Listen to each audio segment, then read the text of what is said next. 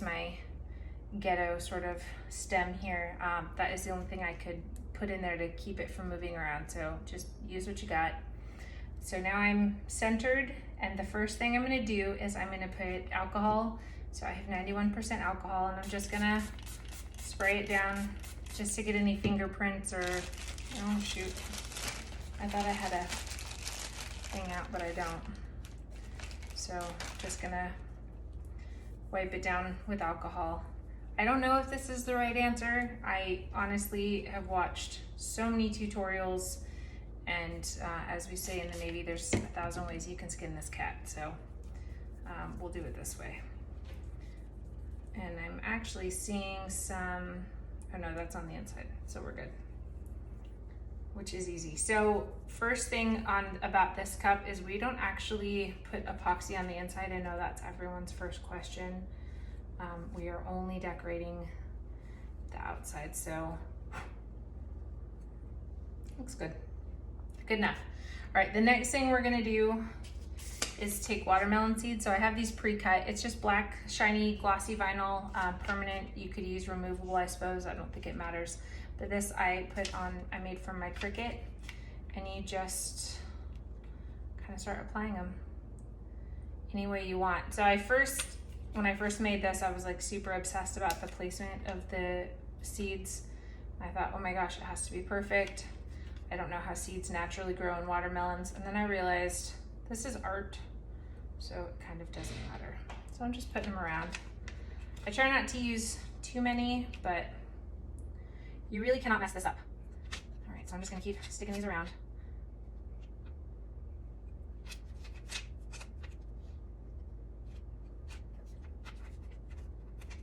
I don't know if different vinyl is different on the bottom as it is on the top, so like if maybe the bottom of it is not solid black, I would maybe consider double checking just in case, because I know there's lots of different vinyl brands out there. So if you're using a permanent vinyl, obviously we're banking on the bottom of the vinyl looking like the top in this case because we're using the see-through effect. So make sure that your vinyl is the color that you want on the bottom.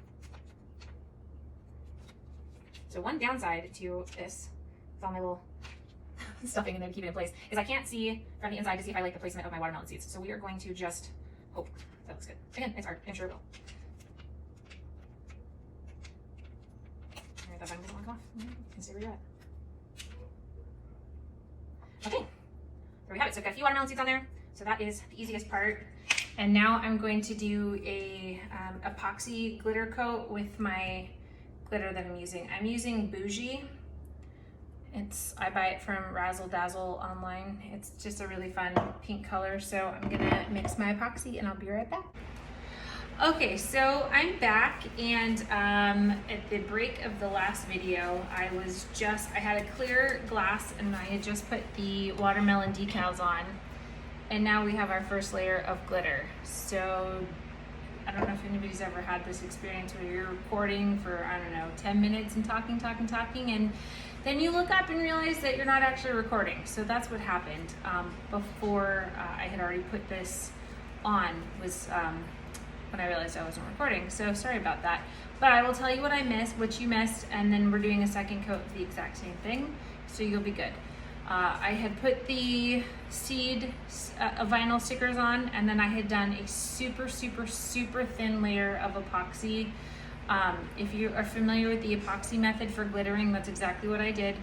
If you're not familiar with it, there's some great YouTube tutorials on it, so I would definitely check those out. So I'm gonna do that again, same thing. I have one layer, but I like to do two for pop, so you can still kind of see through it. So once you have the first glitter layer on, it's gonna take a little bit more epoxy than the initial layer, so you're gonna see me pour a little bit more, and we can always rub some of it off if we need to. So that's how much epoxy I have up there, and I'm just going to carefully drip it down my cup and then move it around. Some of the glitter's gonna come off, that's okay, it's not a big deal. We're gonna be putting more on. I don't bother to seal in between these layers just because it's only one color and I don't have to worry about things blending into each other. And so far it's worked out fine for me. Another thing I hear that people do that helps make super thin layers spread evenly is if you heat up your cup a little bit first, blast it with just a little blast with your heat gun, should be good. Again, that glitter is gonna soak up a bunch of the epoxy, so you don't have to worry so much on the second layer about using too much. The first layer, when you're doing straight glass, you have to be super, super judicious about how much epoxy you put on, because if it drips at all, it's not gonna look great. You don't want drips. So if you can see, glitter is coming up all over my hands. It's okay, it's still on the cup. I'm going to add on the description of the video all the colors and everything I use, but the glitter I'm using for these is called Bougie. Get it from Razzle Dazzle. Their website is razzledazzleonline.com. But I am fortunate enough to live 15 minutes from their shop, so that's kind of where I got started, and they always have great stuff. Okay, so I have a pretty solid coat on this. I just like to kind of feel around everywhere and make sure that I didn't miss anything. And we're gonna get sloppy when we put the glitter on because it's just one color, top to bottom, super easy. And don't worry about your top here. The top's gonna be a little messy, so I will clean it up later. So I'm gonna take my glove off, and I'm going to get, oh, I don't have my wax paper. My wax paper here. Put the camera down a little bit. So just excuse my table. I do watermelons for the occasion. And then I just go yard.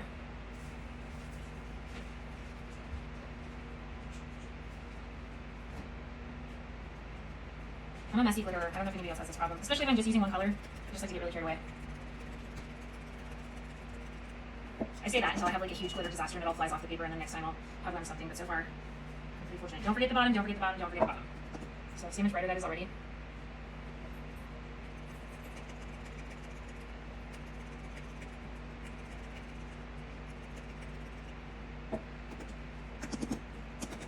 Okay, so that's it. So I'm going to let this cure overnight, and then tomorrow I'll come back on and we're going to seal it and do the white spray paint, and then we get to do the alcohol ink. All right, thanks very much. See you guys tomorrow. Okay, I'm back for the last step of the watermelon tumbler. For those of you that are, well, I'm going to edit these together, so I guess you're not following along. But the last thing we did was we had applied the last layer of glitter using the epoxy method. So inside I stuffed it to hold it in place. We did our watermelon stickers, which are vinyl. These guys right here. And then I did an epoxy layer, super, super thin with the glitter, let that dry for 24 hours, did a second layer of that. And then I coated it with an acrylic sealer. I used this right here to seal my glitter. And then I use satin spray paint. So I've got this white right here, which is what we're gonna use alcohol ink on. So that's what we're gonna do now, and this will wrap it up, and it is significantly easier than it looks. I just use the wood grain method. I don't know if that's really a method, but I'm making it one if it's not. And I'm not too fussy about it. I'm actually, it's so funny because I feel like I've been a little more conscientious of my actual process since I'm trying to make a tutorial of it, whereas before I was just sort of messing around and got kind of lucky with it. I don't like my brush to be too wet because I don't want my alcohol to be too thin, but I do give it just a once over with the alcohol to clean it off. All right, so now we've got a relatively dry brush, and then I just do this, do it in a layer like that. It's gonna move a little bit, and that's all right. So this color is lime green. It is a Piñata ink. And the great thing about not doing so I don't do an epoxy layer over the glitter and then spray paint that way. And the reason for that is I like the texture of the glitter because I feel like it kind of gives, oh shoot, it's drumming. It gives the cup some personality, and that's really, I'm just gonna use a really little bit of alcohol. And I'm telling you, every single one of these looks different, and I never do it the same way. It just all is basically the same kind of method, and it always looks a little different. So as you can see right there, it'll naturally do darker spots if you apply just a little bit of alcohol. As it spreads, it's darker in some places. So then I'm gonna do this. Since we've been on quarantine, my girlfriends and I'll sometimes do like a cocktail happy hour sort of thing, and I'll have these prepped, and I'll just sit on FaceTime with them out here, and I'll just paint watermelons. And again, this is not science, y'all. This is art. So have fun with it. The texture is good. The imperfections are good. It's what you want. That's what makes it look natural, in my humble opinion. So I'm just gonna keep doing this all the way around.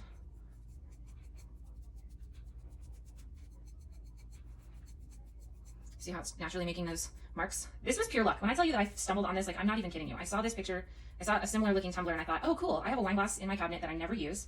Let me see if I can do that. And what I came up with seems to work pretty well. Boop. All right. I think the hardest thing for me when I'm doing this is staying patient to do it in strips rather than just like going crazy and pouring it everywhere and just brushing it. It's not bad at the beginning, but I get very impatient near the end. And you know, spend a little extra time in some places. That's how you get that kind of movement down. I'll do this from the bottom when I get done going all the way around. Yeah, ooh, a bunch to go. Slow and steady wins the race. Boom.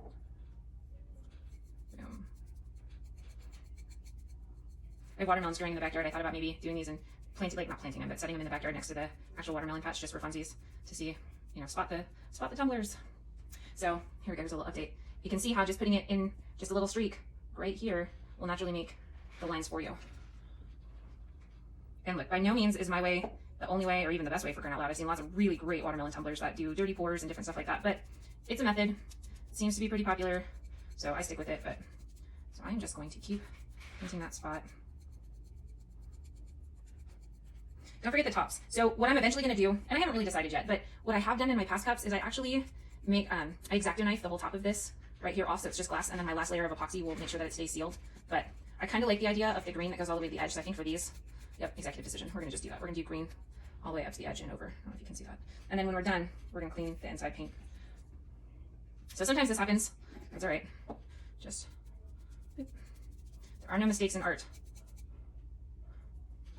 I say that, although I did one time paint these and I wasn't paying very good attention, and I ended up using so much alcohol that it looked super streaky, so then I just kind of had to start over, but it's all right. I saved it, so I guess it technically wasn't a mistake. And so when you're painting it, really, I cannot overemphasize, try not to obsess about the lines, because what might look like an accident or not what you wanted will end up blending and making the natural kind of watermelon look more than you thought initially. Because don't forget, like, watermelons look pretty funny. None of them are identical. They have kind of a, I mean, you can identify them, but there's no like set way that their lines occur, so it's all about how they are on the ground. All right. Thin line, now come back. There we go. And if you put alcohol ink over alcohol ink, it's going to make it run a little bit. So what I'm saying, I guess, is that it'll be noticeable. So be cognizant, like right here, I'm going to put that over there so you're going to be able to see how it kind of made a mark right there. So when you do that, just blend it real nice. Okay, almost done. Once you make one of these, you are going to be like, dude, that was so crazy easy. I could have just done that myself. Didn't even need a tutorial. Or you'll think, gosh, it takes so long, I'm never doing it again. I don't know, they do take a while. I mean, these cups are a time commitment for sure, because the whole cup has to be done really honestly like a day at a time, each layer. So if you can make multiple, if you're making a set, make several at the same time, save yourself a lot of headache. All right, I'm gonna do these in 2 stripes. I'm tempted to do it in 1, but I know that's not the right answer, so at least 2 stripes rather.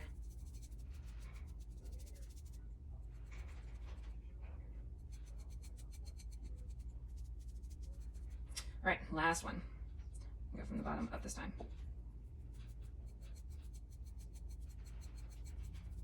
Not the last one, I lied. That's not going to stretch. Oh, there's my dogs. Somebody must have had the nerve to be walking outside. My dogs will let you know about yourself if you do, trust me. All right, here we go. I'm just going to do.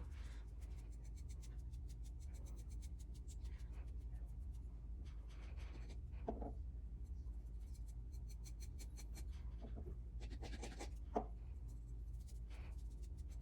right, now I'm going to do a little bit of alcohol because this side is being a little bit stingy. There we go. It's moving around.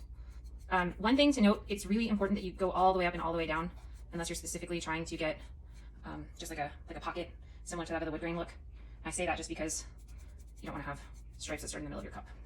And don't be afraid to try different stuff. Don't be afraid to make a mistake. It's alcohol ink. You just put alcohol in it, it rubs right off. It's like magic. Boom. There's our watermelon. All right, I'm gonna do the bottom really quick. I honestly feel like the bottom's are the hardest part for me because I have just such a hard time accepting that it's never going to be perfect on either side, or on not either side, but on every side. That just drives me crazy. So I try to figure out a way to make it not noticeable from the side, if that makes sense. I'm not always successful, just so you know. Boop. All right.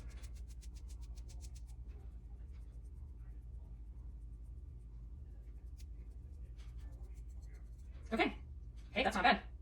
Boom. So that is our watermelon tutorial. I am not going to seal this. I'm just going to let it dry. I have heard different sides of that argument. Some say you need to seal it. Some say it doesn't matter. So I'm going to just not, because I never do. And so far it has not been a problem. So I'm going to let this dry, and then I'm going to coat it with epoxy, and then just going to take some, what do you call it? Acetone on the inside and get the paint off from the, I don't know if you can see it. Boy, I'm not really good at this camera thing. Yeah, there we go. There's paint in there. So I'm gonna get the paint off from the inside once I'm done with the last coat of epoxy, and I'm gonna call it a watermelon.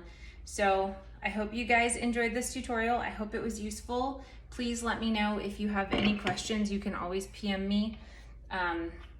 Just a couple rehashes. This is what I use for the Green Piñata ink, lime green. That's all I used, one color, that's it. And I use this glitter, Bougie. Bougie glitter. Buy it from Razzle Dazzle, and all of those are linked on the thread. All right, hope it was useful. Thanks for tuning in.